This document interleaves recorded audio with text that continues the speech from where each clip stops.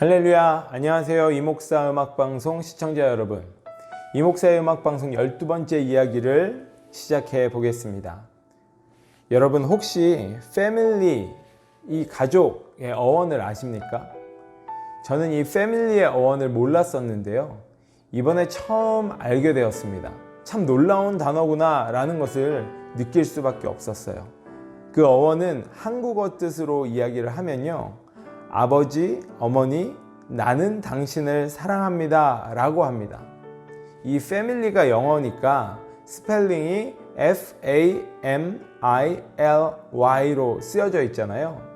이 단어의 한국어 뜻을 영어로 옮겨 놓으면 Father and Mother, I love you. 이렇게 이 Father and Mother, I love you의 앞글자를 따서 만든 단어가 Family, F-A-M-I-L-Y라고 하는 이야기를 들었습니다. 정말 신기하지 않습니까? 저만 신기한 건가요? 제가 이 이야기를 듣고 나서 좀 이 패밀리의 어원이 진짜 이것이 맞는가 라는 부분을 좀 찾아보았습니다. 그런데 실은 원래 하인이나 노예를 뜻하는 라틴어 이 파밀로스에서 유래되었다고 합니다. 이후 한 집안, 그러니까 가족과 하인을 포함하는 개념을 의미하는 라틴어 파밀리아, 그리고 중세영어 파밀리에를 거쳐서 현재의 가족, 이 가족의 개념은 동거 여부를 불문하고 혈연으로 맺어진 그런 관계를 뜻한다라고 하는데, 이 뜻하는 패밀리가 되었다라고 하는 것을 보았습니다. 코로나 이후 가족이 함께 할 수 있는 시간이 훨씬 더 많아져서 어떤 가족에게는 긍정적으로, 또 어떤 가족에게는 부정적으로 가족이 함께하는 결과를 가져오고 있다고 합니다. 여러분의 가정은 어떻습니까? 오늘 우리는 이 패밀리라는 단어를 가족들과 함께 나눠보면서요, 진정한 가정의 의미를 다시 한번 생각해보는 시간을 가져보면 어떨까라는 생각을 해보면서 찬양 한 곡 듣도록 하겠습니다. 첫 번째 찬양, 믿음의 가정, 함께 듣겠습니다.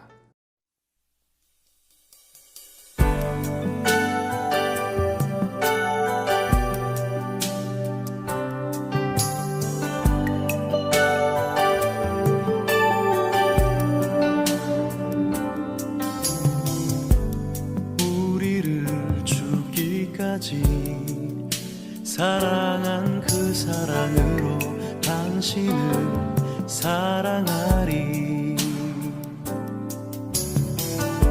약속하신 축복에 말씀 굳게 믿으며 믿음의 가정 세우리. 우리 함께 섬기며 믿음의 가정 세우리. 거친 새바다 몰아칠 때 세상 사람들 모두 알게 되리. 믿음 위에서 우리 가정.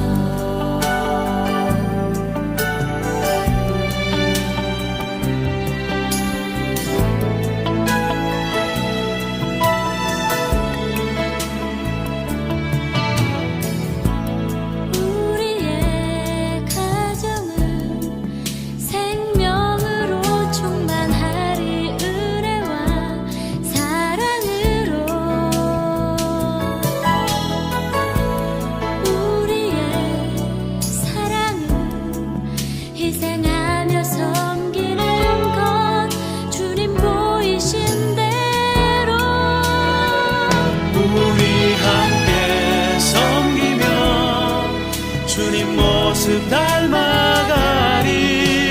주님께까지 자라가리. 생명의 빛을 세상에 전하리. 믿음 위에선 우리 가정.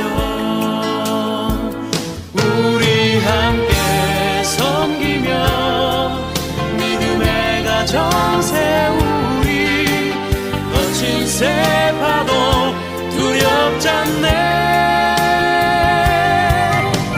세상 사람들 모두 알게 되리. 믿음 위에 선 우리 가족.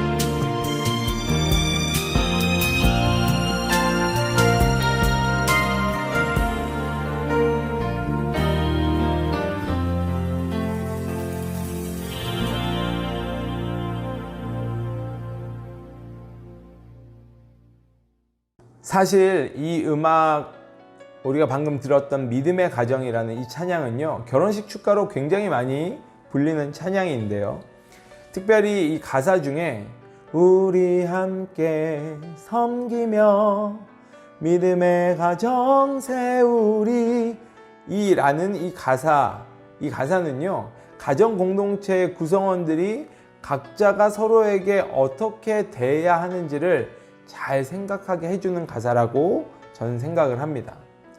섬기려고 하기보다는 서로 섬김을 받아야 한다는 생각이 이 가정의 불화의 작은 불씨가 되어가고 있는 것 같습니다. 남편은 아내를, 아내는 남편을 원래는 섬겨야지 하면서 우리가 결혼을 하지 않았을까요? 그런데 어느덧 시간이 지나다 보면 나를 섬겨주기를 원하고 또 우리 자녀들도 그런 모습들이 있는 것을 보면, 이게 예수님께서 말씀하셨던 섬김을 받으려고 하기보다는 섬기는 자리로 나아가면 어떨까라는 생각을 해보게 되었습니다.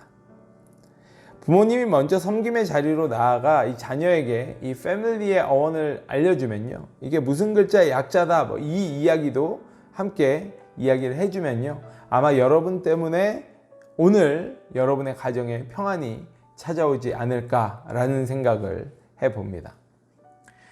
얼마 전에 딸 아이의 생일이었어요. 그래서 가족을 잘 섬겨야 하는 거잖아요. 딸에게 어떤 선물을 받고 싶냐고 물었더니 휴스턴에 있는 카페를 너무 가보고 싶다라고 이야기를 하는 거예요. 그래서 거기를 좀 데려가 달라라고 이야기를 했습니다.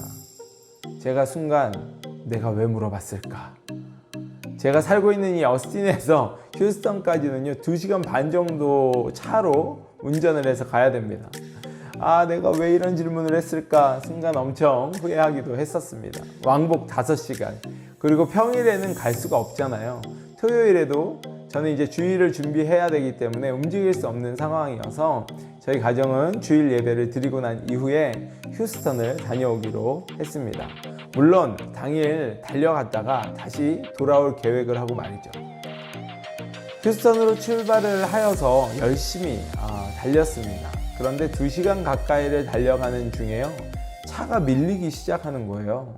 사실 텍사스에 와서 코로나로 인해서인지는 잘 모르겠지만 도로도 넓고 차가 밀린 적은 한 번도 없었습니다. 그런데 이 어스틴에서 휴스턴까지 가는 길이 시골길 같은 곳을 지나고 있었던 것 같아요. 갑자기 이런 곳에서 차가 막혀버리니까 이게 무슨 일이지? 라고 처음에 생각이 들다가 나중에는 이게 뭔 일이 났구나, 앞에서 차 사고가 났던지 어떤 큰 위험한 일이 있구나 라는 생각이 들더라고요. 그래서 미국은 차 사고가 나면 이 경찰들이 통제를 이렇게 막 하잖아요. 조금 있으니까 막 경찰차들이 굉장히 많이, 저희는 길이 막혀 있어서 반대편 차도로 막 역주행해서 경찰들이 달려가더라고요. 큰일 났구나, 이런 생각이 들었습니다. 한편으로는 생각해보면 제가 있었던 이 필라델피아에서는 사고가 나면 경찰들이 통제를 딱딱 해서 차가 원활하게 빠져나갈 수 있도록, 물론 조금 밀리는 구간은 있지만 빠져나갈 수 있도록 해줬던 것 같은데, 오늘은 저 멀리서부터 계속 차들이 기다리다 못해 유턴을 해서 이렇게 돌아가는 그런 차들이 많이 있는 것을 보게 됐습니다. 그래서 앞에서 이게 쉽게 끝날 일은 아니겠구나 라는 생각이 들더라고요. 하지만 저는 뭐 유턴을 할 수 있는 상황은 아니었습니다. 저희는 휴스턴을 가야 됐기 때문에 다른 길이 어디에 있는지도 잘 몰랐고 내비게이션은 그 길이 그래도 제일 가깝다라고 이야기를 해주더라고요. 그래서 저희는 기다렸습니다. 그렇게 기다리던 중에 갑자기 헬기가 한 대가 또 날아오는 거예요. 헬기가 떴다라는 것은 이 대형 사고도 보통 대형 사고가 아니잖아요. 이런 것들이 이제 직감이 되는 거죠. 근데 이 뒤에서 아이들은 차가 하염없이 뭐 20분, 30분, 나중에 40분, 50분을 이제 기다리게 됐었는데 하염없이 기다려야 되니까 아이들이 늦게 도착할 수 있겠다라는 이제 걱정을 하기 시작을 했어요. 그런데 그 순간 이 아내가 아이들에게 이렇게 사고가 났었을 때 우리가 모르는 사람들이라도 좀 하나님의 마음, 예수님의 마음, 긍휼한 마음으로 우리 혹시 사고가 나서 힘들어할지 모르는 그 사람들을 위해 기도해 줘야 되지 않겠니? 라고 알려주는 모습을 보게 되었습니다. 사실 저는 그런 생각을 전혀 못했었거든요. 그런데 아이들에게 좋은 교육이 된 것 같다라는 생각이 들었습니다. 물론 사고가 난 것 자체는 굉장히 좀 힘들고 어려운 분들이 많이 있을 수 있지만 그로 인하여서 저는 생각하지 못하였던 부분들, 또 아이들도 생각하지 못하였던 부분들을 다른 이 관점에서 예수님의 마음으로 볼 수 있도록 했던 교육. 저는 참 인상 깊게 그 시간을 좀 지냈던 것 같다. 이런 생각을 해봤습니다. 휴스턴에 이제 도착을, 이제 차가 이제 풀리고요. 휴스턴에 도착을 했었을 때가 3시가 조금 넘었었던 것 같아요. 점심 식사를 하지 않았기 때문에 저희가 이제 예배 드리고 준비해서 바로 나왔거든요. 점심 식사를 하지 않았기 때문에 식사를 먼저 하기로 했습니다. 딸아이가 원하던 카페는 디저트를 주로 이제 만들어서 팔고 있는 그런 카페였어요. 그렇기 때문에 저희는 점심 식사를 어디에서 할까 리서치를 하기 시작을 했었죠. 그런데 얼마 전 새롭게 오픈을 한 명동 칼국수 직영점이 있다고 하는 거예요. 한국에서의 맛을 기억하면서 아이들에게 막 이곳 칼국수 정말 맛있다고, 명동 교자는 진짜 우리는 한국 가면 꼭 가봐야 되는 곳이라고 막 이렇게 자랑을 하면서 정말 맛있는 것을 호언장담하면서 아이들을 데리고 그곳으로 갔습니다. 코로나로 인하여서 기간이 조금 연장이 돼서 5월달 정도에 처음 오픈을 했다라고 이야기를 들었어요. 들어가서 내부를 보니까 깔끔했고 또 점심시간이 아니라서 그런지 아니면 코로나 때문인지 손님이 거의 없더라고요. 네, 칼국수와 이제 만두를 시켜서 저희는 열심히 먹기 시작을 했습니다. 그런데 칼국수를 먹는데 제 아들이 뭐라고 하냐면 자기 입맛에 딱 맞다는 거예요. 그러면서 이 집은 별을 5개를 줘야 된대요. 별을 몇 개를 줘야 되는지 이런 걸 어디에서 봤는지는 잘 모르겠지만 무조건 맛있다면서 별 5개 주어야 한다고 아주 만족스러워하는 것을 보았습니다. 제 아이들이 그렇게 만족스러워하니까 저는 어깨가 이렇게 으쓱해지더라고요. 거봐, 아빠 말 듣고 여기 오니까 너무너무 맛있지? 막 이런 생각이 말은 직접 하진 않았지만 이런 생각이 들었습니다. 그렇게 이제 점심 겸 저녁, 시간이 애매하잖아요. 저녁을 먹고 난 이후에 저희 딸이 원하던 카페로 이제 이동을 했습니다. 그런데 이 카페에 도착을 해보니까 밖에 줄이 정말 길게 서 있는 거예요. 사람이 너무 많은 거예요. 이 줄을 기다리면서까지 카페에 들어가야 하나? 이런 생각이 있었습니다. 그런데 참 또 기특한 것이 사랑이가 미리 그 카페에 예약을 다 해놨더라고요. 그래서 저희는 줄을 설 필요가 없이 바로 들어갈 수가 있었습니다. 본인이 원하는 것에 대해서 미리 알아보고 준비를 잘 해놓은 제 딸을 보면서요, 상대적으로 저는 어디에 갈 때 그렇게 계획이 철저하지 못하는 그런 부분들이 좀 있거든요. 그런 저를 좀 스스로 반성하게 되었습니다. 딸을 통해서 배울 게 또 있더라고요. 카페는 생각보다 너무 작은 공간이었습니다. 그리고 많은 사람들이 이 작은 공간에 있어서 좀 불편함들이 좀 있었어요. 또 시기가 또 시기이다 보니까 여기에서 꼭 이렇게 먹어야 되나? 이런 마음이 제 안에는 계속해서 있었습니다. 그래도 어떻게 하겠습니까? 딸이 원하는 것이고 약속을 한 것이기 때문에 오늘만큼은 저의 감정을 절대로 드러내지 말자, 이렇게 다짐을 했습니다. 굉장히 사실은 불편했지만 그 불편한 것을 굳이 거기에서 표현할 필요는 없었던 것 같아요. 그런데 이제 카페에서 디저트를 시켜 먹다 보니까 시간이 조금씩 지나잖아요. 사람들이 한 명, 두 명씩 눈에 들어오기 시작을 하더라고요. 그곳에 오는 사람들의 옷 입은 스타일, 머리 모양, 화장은 어떻게 했는지, 이런 부분들이 하나씩 이제 눈에 들어오기 시작을 했습니다.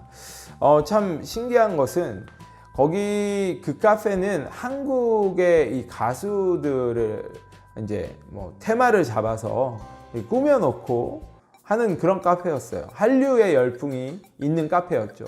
그런데 한국 사람들을 별로 찾아볼 수가 없겠더라고요. 대부분 다 미국 사람이었습니다. 에이시안들이 좀 있었던 것 같고요.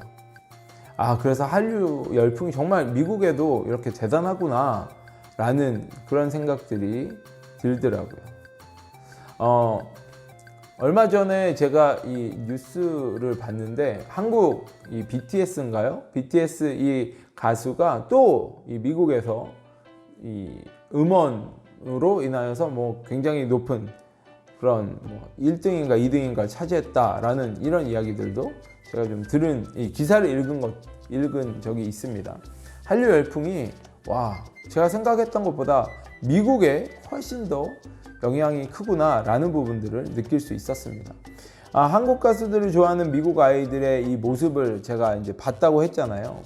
그런데 한 명, 두 명씩 눈에 들어오기 시작하는데 그 아이들이 그냥 느낌에 영적으로 굉장히 건강하지 못한 것 같다라는 느낌을 상대적으로 받았습니다. 그러니까 이게 문화의 차이인지 아니면 세대의 차이인지 이 부분은 잘 모르겠어요. 그런데 그 아이들이 옷 입은 스타일과 화장한 스타일과 머리 이런 여러 가지 이 전체적인 모습들을 보았을 때 그런 느낌을 좀 많이 받았습니다. 그런 느낌을 받으니까 아버지의 입장으로 어떻습니까? 제 딸아이도 걱정이 되잖아요. 그런데 제가 제 딸을 보니까 거기에 온 많은 사람들하고 이 옷을 입은 스타일, 겉으로 보이는 스타일은 완전히 확연하게 차이가 좀 있었던 것 같아요. 하지만 겉으로 보이는 것이 차이가 있다고 해서 영적으로 건강한가? 이 부분이 제가 이제 의심이 들기 시작을 하는 거예요. 하지만 그 안에서는 제가 이야기를 할 수가 없잖아요. 그래서 이제 사진 촬영, 본인이 하고 싶다는 사진 촬영도 하고 카페에서 나름대로 이 디저트를 맛있게 다 먹고 난 이후에 나오면서 우리 가정이 이제 저랑 아내랑 사랑이랑 준이랑 이렇게 4명이 그곳에 대한 느낌을 서로 말할 수 있는 시간을 좀 가질 수가 있었습니다. 어땠는지 자연스럽게 이야기를 좀 할 수 있는 시간이 있었어요. 여러 가지 이야기를 하면서 자연스럽게 영적인 부분에 대한 이야기를 할 수도 있었는데요. 이런 부분들을 통해서 조심해야 할 것과 분별할 수 있는 능력을 가질 수 있어야 함을 이렇게 아이들과 함께 나눌 수 있는 기회가 생겼습니다. 다행히도요, 사랑이가 잘 이해를 하는 것 같더라고요. 그래서 본인도 그곳에서 뭔가를 느낀 것 같다라는 생각이 들었습니다. 오히려 그 카페를 방문한 것이 사랑이에게 영적으로 대화를 어떤 사랑이가 좋아하는 어떤 부분에 있어서 영적으로 대화를 이끌어낼 수 있는 기회가 되지 않았나라는 생각을 해보았습니다.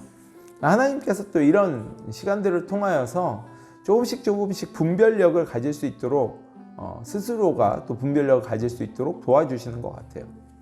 물론 부모님들이 어떻게 가이드를 해야 하는지에 따라서 차이가 있을 수는 있겠죠. 다행히도 잘 이해하는 사랑이, 그래서 크게 신경은 쓰지 않아도 되지 않을까라는 생각을 저는 해봤습니다. 하지만 자녀들이 영적으로 지금 어떠한 상태인지를 부모가 확인을 수시로 해보아야 할 필요성은 있겠구나, 이 부분은 저도 확실하게 배운 것 같습니다. 이후에 이제 저녁 시간이 됐어요. 저녁을 먹어야 되는 그런 시간이 됐는데 저희가 점심을 너무 늦게 먹었잖아요. 그래서 거기에 또 굉장히 맛있는 짜장면집이 있다라는 이야기를 들었습니다. 그래서 짜장면을 투고를 해서 우리 집으로 가서 먹자. 지금은 너무 배가 부르니까 아무도 먹을 수 있는 상황이 아니었어요. 그래서 짜장면 투고를 해서 집으로 돌아왔습니다. 사실 텍사스로 오면요, 제가 어떤 생각을 했었냐면 아침에는 해가 일찍 뜨고 또 저녁에는 해가 늦게 질 줄 알았는데 저의 완전한 저의 오산이었습니다. 개인적으로 저는 해가 긴 것을 좋아하거든요. 그런데 여기는 아침에 해가 늦게 뜨고요, 저녁에는 제가 전에 있었던 필라델피아와 비슷한 시간에 해가 지더라고요. 그러니까 결론적으로는 필라는 새벽에 그 해가 일찍 뜨잖아요. 그런데 여기는 여름에도 제가 처음에 왔었을 때 3개월 전에도 해가 7시 다 돼서 떴으니까 해가 너무 상대적으로는 짧게 느껴지더라고요. 땅이 넓어서 그런지 이 해가 빨리 지다 보니까 노을이 정말 멋있게, 장관이더라고요. 노을이 정말 멋있게 있는데 저희가 사진을 좀 찍어서 담아보려고 했었거든요. 그런데 색깔이 전혀 담겨지지 않더라고요. 카메라에는 그 말로 표현할 수 없는, 하나님께서 어떻게 하늘을, 태양이 지면서 색을 이렇게 다양한 색깔을 저렇게 하늘에다 펼쳐 놓으셨을까. 이런 하나님의 창조하심의 능력을 다시 한번 느낄 수 있는 정말 귀한 시간 저희가 가질 수 있었구나 라는 생각을 또 하게 되었습니다. 이제 이렇게 열심으로 달려서 집으로 안전하게 도착을 하였고요. 저희 아이들은 집에 오자마자 막 투고한 이 짜장면을 달라고 아우성 치면서 저녁을 이렇게 맛있게 먹었습니다. 하루 동안 휴스턴을 다녀오면서 여러 가지 이야기들을 할 수 있었던 것에 대해서 하나님께 너무 감사한 시간이었습니다. 무엇보다도 저는 오늘 이 느낀 것을 서로 이야기를 많이 하면서요, 영적인 부분까지도 연결이 될 수 있어서 이 아이들이 앞으로 어떤 일들을 결정을 하고 생각을 할 때 오늘 일 때문에 참 많이 도움이 되지 않을까, 이런 생각을 해보게 되었습니다. 아이들과 함께 할 수 있는 시간이 정말 많이 없었기 때문에 이 휴스턴을 간 이 하루의 시간이 제게는 참 의미 있는 시간이 되었고, 또 가족을, 이 패밀리라는 단어를 특별히 더 생각을 해볼 수 있는 그런 시간이었습니다. 여러분은 패밀리 시간을 어떻게 보내고 계십니까? 함께 있는 것 굉장히 중요합니다. 그런데 함께 있으면서 공감을 할 수 있는 것과 대화를 통한 감정을 볼 수 있는 방법, 이것을 만들어내는 것이 더 중요하지 않을까라는 생각을 해봅니다. 그런데 자녀들이 이것을 만들 수 있는 자녀들은 많지 않은 것 같아요. 부모님들이 어떤 일들을 통하여서 시간을 함께 같은 공간에서 가질 수 있도록 하면서 또 여러 가지 이야기, 대화를 통하여서 자녀들의 영적인 상황도 파악을 해보시고 또 영적인 가이드라인도 잘 전달해 주셔서 아이들의 분별력, 하나님께서 허락하여 주시는 영적인 분별력이 바르게 세워져서 이 땅을 살아갈 때 아이들이 예수 그리스도의 능력으로 이 세상을 다스릴 수 있게, 그 레벨까지 갈 수 있도록 우리가 계속해서 인도해 줘야 되지 않을까, 이런 생각을 해보았습니다. 찬양을 한 곡 더 들어보도록 하겠습니다. 주 안에 우린 하나라는 찬양입니다. 함께 듣겠습니다.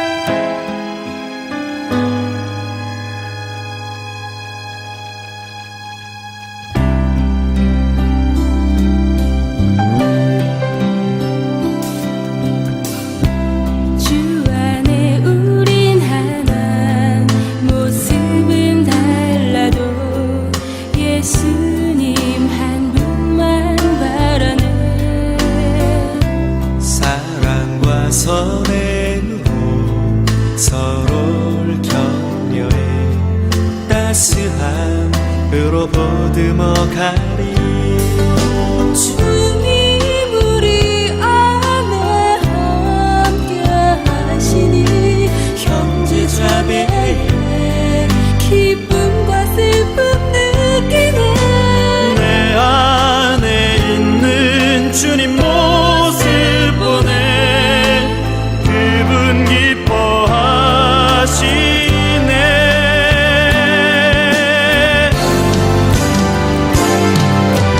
주님을 통해 계획하신 일 부족한 입술로 찬양하게 하시니 주님을 통해 계획하신 일 너를 통해 하실 일 기대해.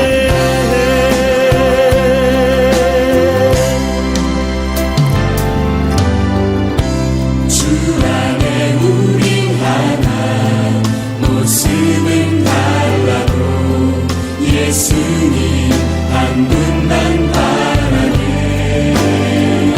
사랑과 선행으로 서로를 격려해 따스함으로 보듬어가리. 주님 우리 안에 함께 하시니 형제자매의 기쁨과 슬픔 느끼네. 주님 모습 보내 그분 기뻐하시네.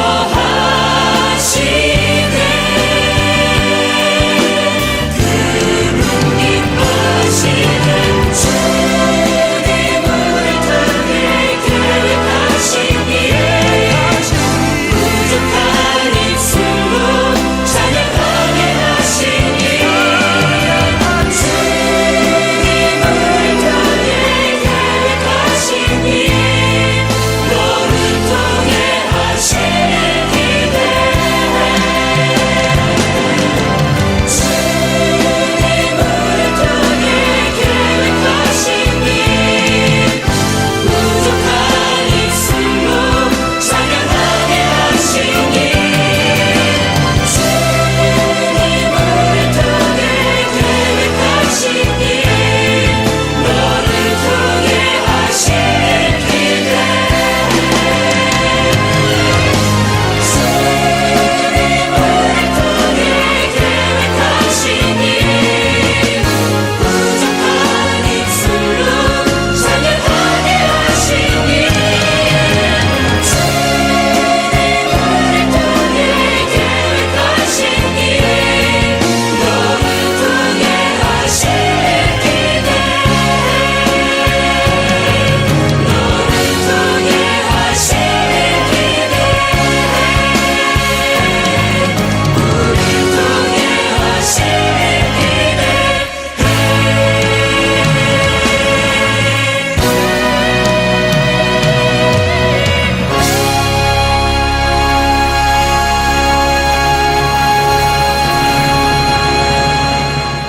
네, 주 안에 우린 하나. 이 찬양은 제가 군대 있을 때 굉장히 많이 들을 수 있었던 찬양 중에 한 곡입니다. 군대 있을 때 주 안에 우린 하나라는 찬양을 뭐 어디에서 할 수도 없고 들을 수도 없는 상황이었는데 제가 저녁에 근무를 쓰는 날에는 이 크리스찬 방송이 나오는 이 라디오를 들을 수가 있었어요. 그런데 그때 정말 이 찬양이 많이 나왔던 것 같고 참 많은 은혜를 받았던 그런 곡이었습니다. 그래서 저희들이 함께 들어봤고요. 우리 가정 안에서도 이 찬양이 정말 하나님의 은혜 가운데 우리가 하나 될 수 있는 그런 모습으로 계속해서 나아가도록 해달라라는 기도와 함께 이 찬양이 가정 안에서도 많이 불려지면 좋겠다라는 생각을 해보면서 우리가 함께 들었습니다. 미국에서는 지금 이제 대선이 얼마 남지 않았잖아요. 지금 한참 대선으로 인해서 여러 가지 정책들을 비교하며 후보자들을 비교해보고 계실 줄로 압니다. 사실 저는요, 이 선거권이 없어요. 그렇기 때문에 오히려 후보자들을 좀 더 객관적인 입장에서 볼 수 있는 것 같습니다. 어제는 이 마지막 토론회를 가진 것으로 알고 있어요. 사실 처음에 잠깐 보다가 시간이 없어서 이 시청을 끝까지 하진 못했는데요. 여러분들은 혹시 어떻게 보셨습니까? 후보자들을 보면 누구를 지지해야 할까 고민하게 만드는 것이 사실입니다. 여러분들은 누구를 지지할지 혹시 결정을 하셨습니까? 그렇다면 그 기준이 무엇인가요? 페이스북을 보다가요, 이 정당의 정책들이 담겨져 있는 글을 어떤 목사님이 올려놓은 것을 봤어요. 그때 이 정책들을 좀 살펴보면서 느꼈던 것이요, 내게 맞는 이 양쪽에서 이제 이야기하고 있는 정책들 중에 내게 맞는 정책들만 좀 골라서 대통령 선거 출마하는 사람이 있으면 좋겠다, 이런 생각을 좀 해봤습니다. 아마도 쉽지는 않겠죠. 정당의 정책이 곧 앞으로 그 나라가 나아가야 할 방향이자 비전이 아닐까 저는 생각을 해봅니다.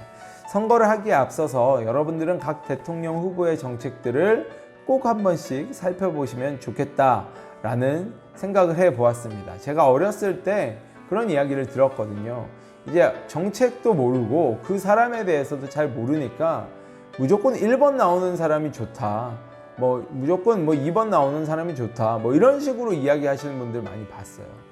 그렇기 때문에 우리가 이 미국 땅에 살면서, 물론 저는 이제 투표권이 없기 때문에 투표를 못하지만 선거를 할 수 있는 분들이라면 앞으로 이 나라가 어느 방향으로 나아갈지 그 부분에 대해서는 여러분들이 꼼꼼하게 한번 정책을 살펴보면 좋겠다라는 생각을 좀 해보았습니다. 사람을 보기 전에요, 정책을 보면 그래도 내가 투표할 때 선택의 폭이 좁혀질 수 있을 것 같다라고 저는 생각을 합니다. 사실 이 선거는 아이들도 관심이 굉장히 많이 있다는 것을 느꼈어요. 아이들이요, 학교를 다녀오고 나서 대통령 선거에 관해서 이야기를 하더라고요. 오늘 친구들과 그런 이야기를 했다, 클래스에서 그런 이야기를 했다, 이런 이야기를 하는 거예요. 아이들이 참 많이 성장을 했구나 라는 것을 깨달으면서 나도 아이들에게 뭔가를 결정할 때 이 기준을 세울 수 있도록 좀 지침을 주어야겠다 라는 생각을 해보았습니다. 아빠는 이 사람이 좋으니까 너도 이 사람을 뽑으면 돼 라는 식의 가르침은 결정권을 빼앗는 것이 되어버리지 않을까요? 왜 그 사람을 지지하는지, 또 결정을 할 때 고려해야 할 상황들을 제대로 알려줄 때 우리 자녀들은 스스로 결정을 하는 시기가 오겠죠. 그때 시행착오를 겪을 확률을 줄어들게 할 수 있지 않을까라는 생각을 해보았습니다. 그리고 이 선거를 할 수 있는 자격이 있는 분들은 꼭 투표를 하시기를 권면합니다. 그날은 쉬는 날이다, 이게 아니고요. 시민의 한 사람으로서 중요한 권리를 행사하기도 하지만 여러분들이 기도하면서 하나님의 나라를 세울 귀한 위정자를 택할 수 있는 기회를 놓치면 안 되기 때문에 권면을 드리는 것입니다. 우리가 예수 그리스도를 믿는 사람들이잖아요. 예수 그리스도를 믿는 사람들이라면 그 하나님께서 허락하여 주신 특권을 누려야 되는 것이 우리가 해야 할 일이고, 그 특권이 무엇이냐라고 했었을 때 이 땅 가운데에서 내가 나의 이 투표 한 표로 인하여서 많은 사람들이 좀 더 그리스도의 삶을 이렇게 따라갈 수 있는 쪽으로 나아갈 수 있게 할 수 있다면 당연히 우리가 선거를 해야 되지 않겠습니까? 그런데 제가 미국에 와서 이제 선거를 치르는 것을 몇 번을 봤어요. 제가 미국에 온 지도 이제 벌써 15년이 지났으니까. 그런데 투표를 하시는 분들이 많이 없더라고요, 생각보다. 왜 투표를 안 하세요? 물어보니까 잘 몰라서 안 하신다라고 이야기하는 거예요. 그래서 제가 오늘은 이 부분에 대해서 말씀을 좀 드렸습니다. 정책, 인터넷을 찾아봐도 한국말로 정책들 잘 나와 있고요. 또 대통령들, 후보자들에 대해서도 글이 잘 나와 있는 부분도 있는 것 같습니다. 제가 여기에서 정책 비교하는 부분들을 딱 띄워드리고 싶지만, 제가 또 딱 띄웠을 때 또 다른 정책들, 안 보이는 정책들이 또 많이 있기 때문에 그러면 뭐 이 목사는 어느 쪽이냐 뭐 이런 이야기가 나올까봐 제가 그런 분란을 조장하지 않기 위하여서 그런 부분들은 띄워드리진 않고요. 각자 찾아보시면 좋을 것 같습니다. 네, 이때쯤 돼서 찬양을 한 곡 더 들어야 되겠습니다. 우리 주께 맡기는 자라는 찬양이에요. 소리엘이 불렀던 찬양인데요. 이 찬양 함께 듣도록 하겠습니다.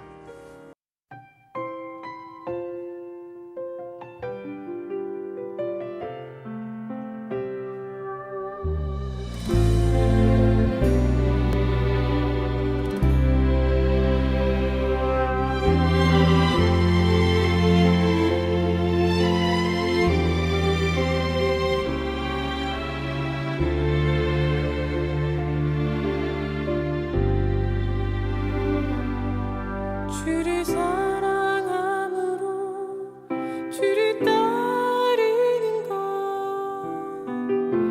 주와 같이 가는 것 자기를 부인함으로 주께 맡기는 것 거듭난 모습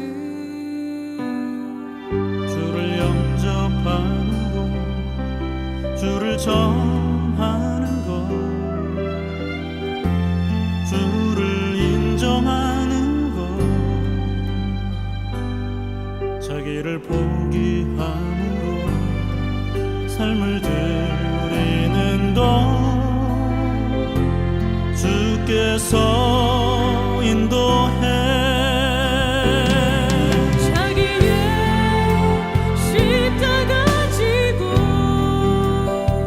주를 따라가리라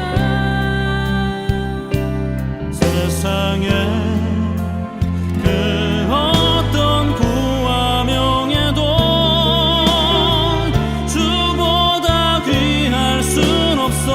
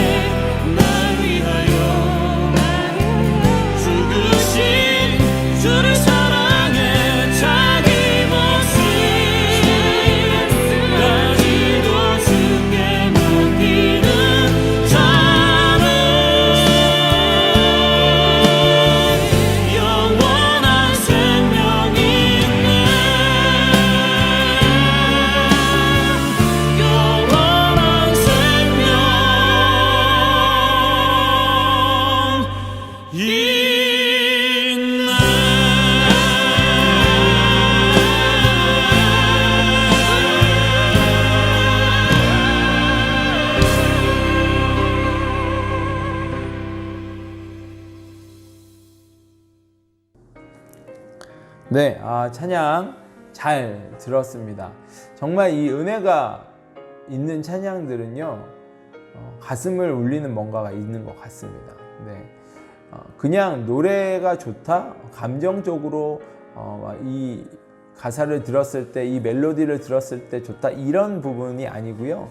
정말 하나님을 어떻게 찬양하고 또 하나님께 나의 이 마음들을 어떻게 고백하고 있는지 이 부분이 공감이 되기 시작을 하면 이게 기도가 되어서 하나님께 올려드릴 수 있다라는 그런 부분을 말씀드리고 싶습니다. 여러분들은 찬양을 들으실 때 어떻게 들으십니까?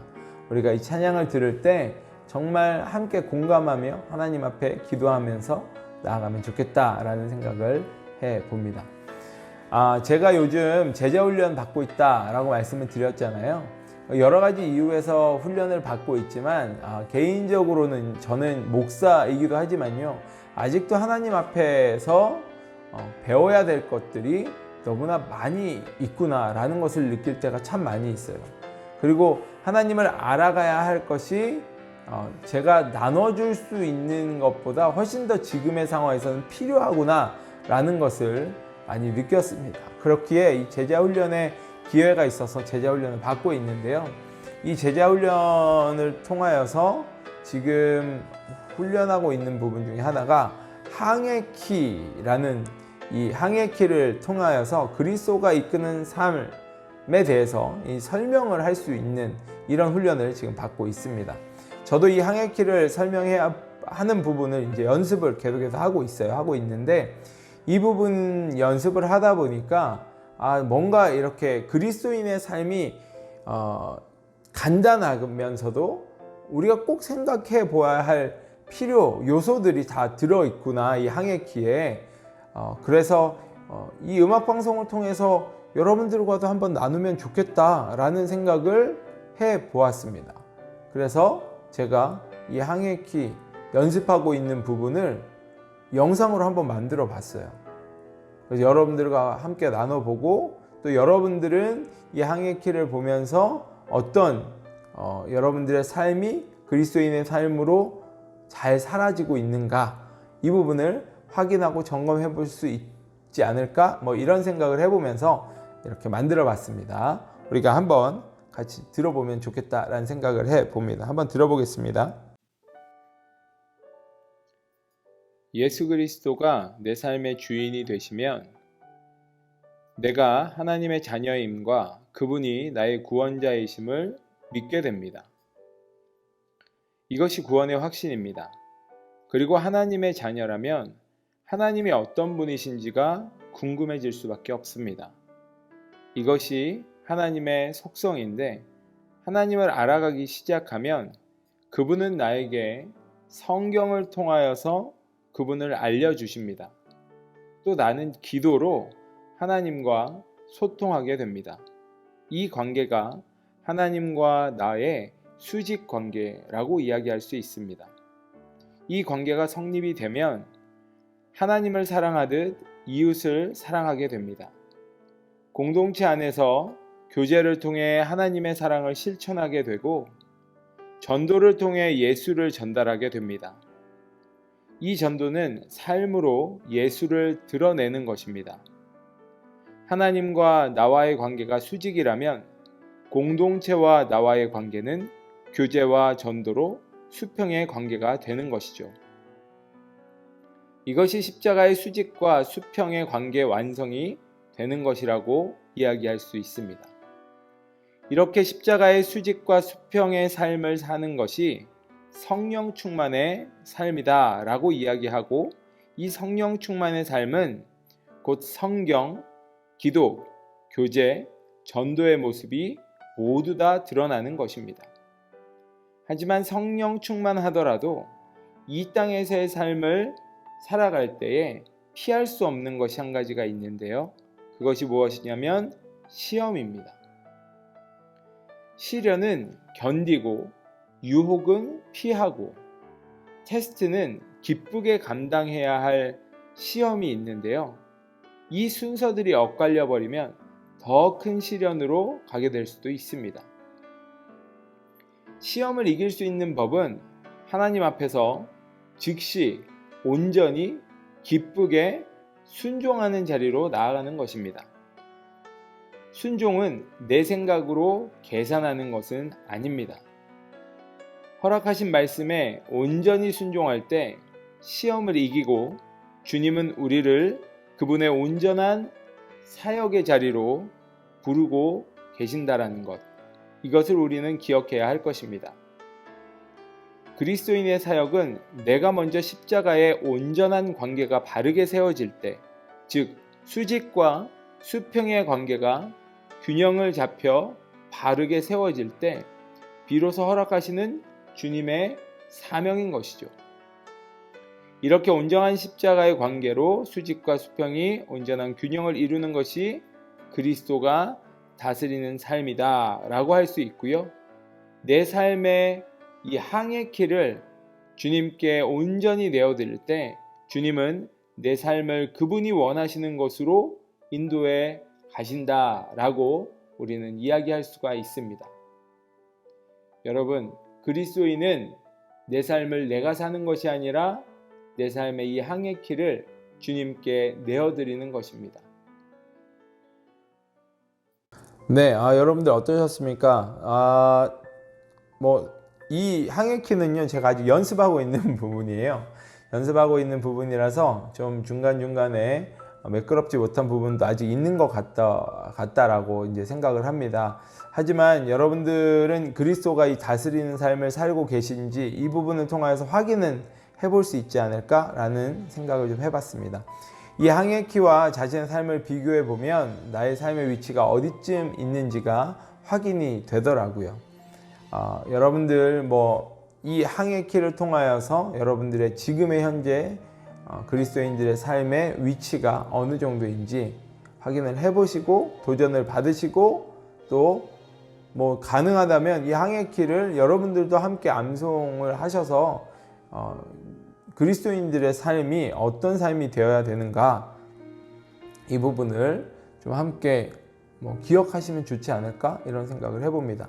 찬양 듣겠습니다. 주께 가까이 라는 찬양입니다. 함께 들어보겠습니다. 주께 가까이 날 이끄소서. 간절히 주님만을 원합니다. 채워주소서. 주의 사랑을 진정한 찬양 드릴 수 있도록 주께 가까이 날 이끄소서. 간절히 주님만을 원합니다. 채워주소서. 주의 사랑을 진정한 찬양 드릴 수 있도록 목마른 나의 영혼 주를 부르니 나의 맘 만져 주소서. 주님만을 원합니다. 더 원합니다. 나의 맘 만져 주소서.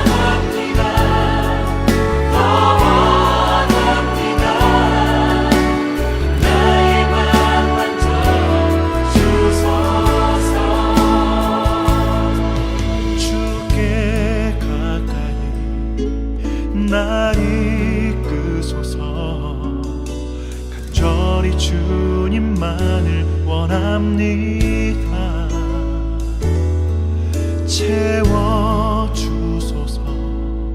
주의 사랑을 진정한 찬양 드릴 수 있도록.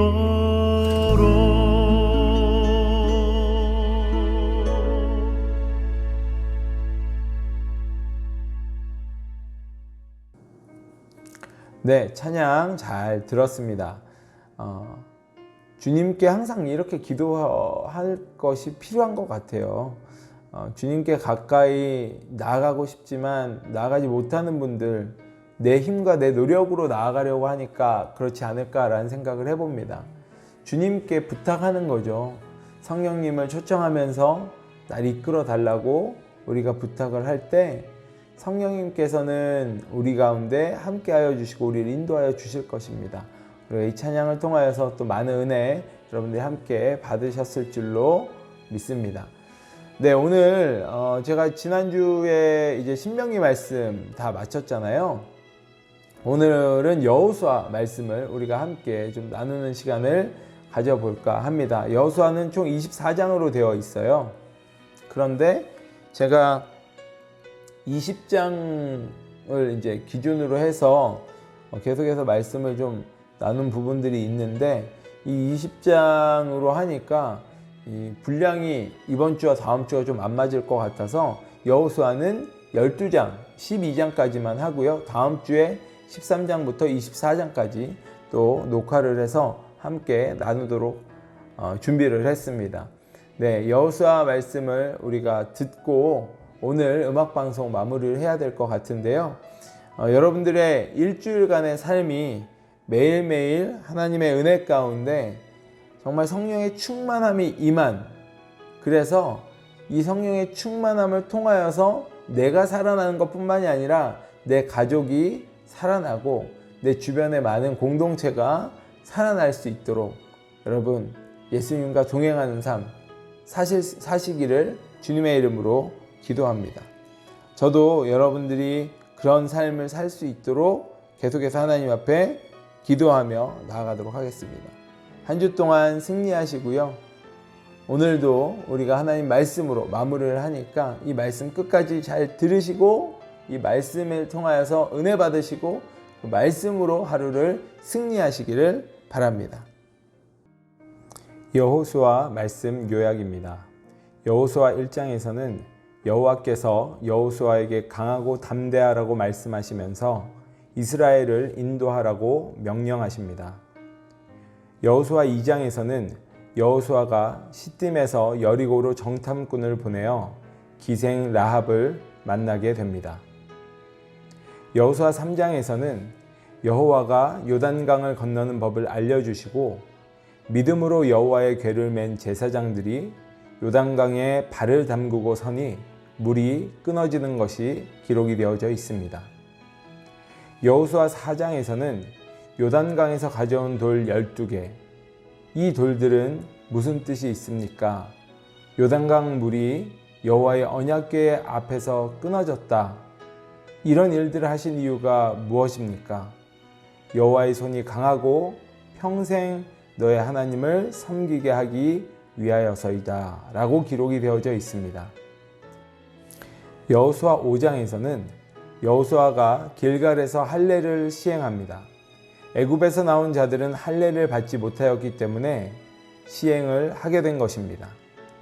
길갈에서 진을 치며 유월절을 지켰고 유월절 다음 날부터 그들은 그 땅에서 난 것을 먹고 만나가 끊어집니다. 여호와의 군사령관이 여호수아를 찾아와 내 발에서 신을 벗으라 말씀하시는 장면이 기록되어져 있습니다. 여호수아 6장에서는 여리고성이 무너집니다. 라합과 그의 가족들은 구원을 받는 장면이 기록이 되어져 있습니다.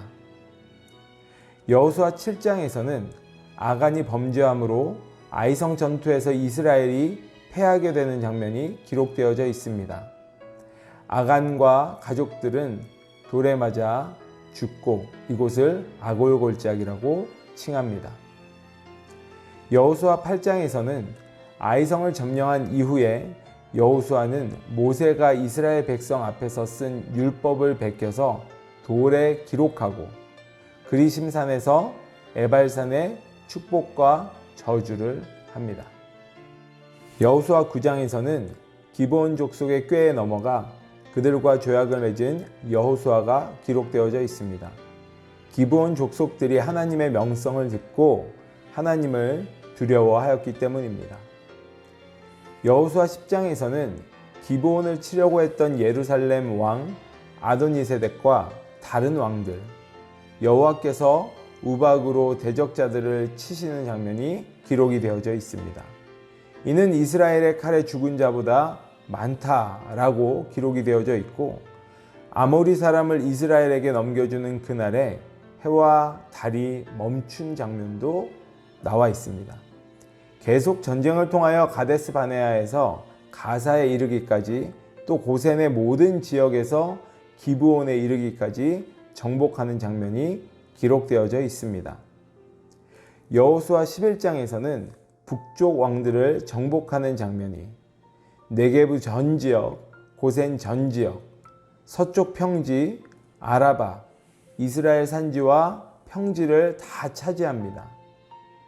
그렇게 전쟁이 그치게 됩니다. 여호수아 12장에서는 전쟁에 패한 왕들의 명단 모두 31명의 왕이 기록되어져 있습니다. 다음 시간에는 여호수아 13장부터 24장까지 함께 요약을 해 보도록 하겠습니다.